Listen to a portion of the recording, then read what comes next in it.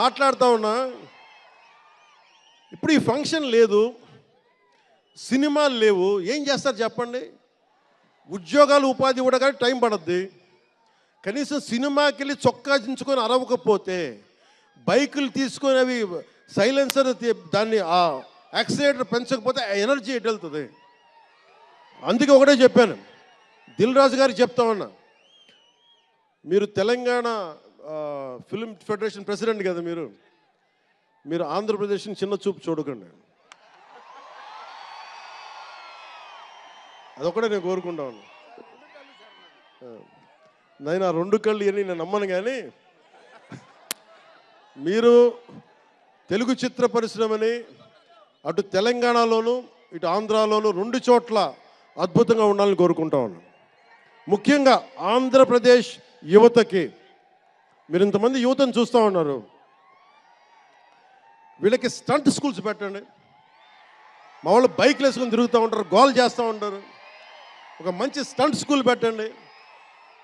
గోదావరి జిల్లాలోనూ రాయలసీమలోనూ మా కడపలోనూ ఎక్కడో చోట ఒక 2-3 స్టంట్ స్కూల్స్ పెట్టండి. మా వాళ్ళకి స్కిల్ డెవలప్మెంట్ ఇవ్వండి. మాకు ఒక స్క్రీన్ ప్లే ఎలా రాయాలో మా వాళ్ళకి చెప్పండి. ఒక రాజమౌళి గారు వచ్చి చెప్పమని చెప్పండి. త్రివిక్రమ్ గారిని వచ్చి క్లాసులు తీసుకోమని చెప్పండి మా వాళ్ళకి.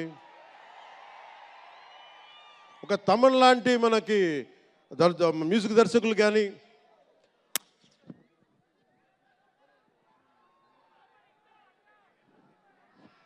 కీరవాణి గారు కానీ, అలాంటి వాళ్ళందరికీ వచ్చి వాళ్ళ స్కిల్ డెవలప్మెంట్ నేర్పించమని చెప్పండి. మీరు దాని మీద ఒకసారి ఆలోచించండి.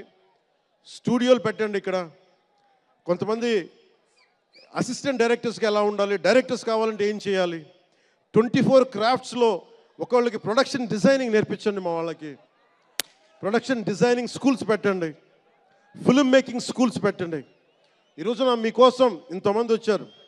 మీరు తిరిగి ఇవ్వగలిగేది మీకోసం రేట్లు పెంచాం. ముఖ్యమంత్రి గారు మీకు అండగా ఉన్నారు, చంద్రబాబు నాయుడు గారు, మేమందరం మీకు అండగా ఉన్నాం. తెలుగు చిత్ర పరిశ్రమని మీ ద్వారా మేము కోరుకునేది, ఇంతమంది యువతున్నారు, వీరికి మీ ద్వారా కొంత ఉపాధి కల్పించండి.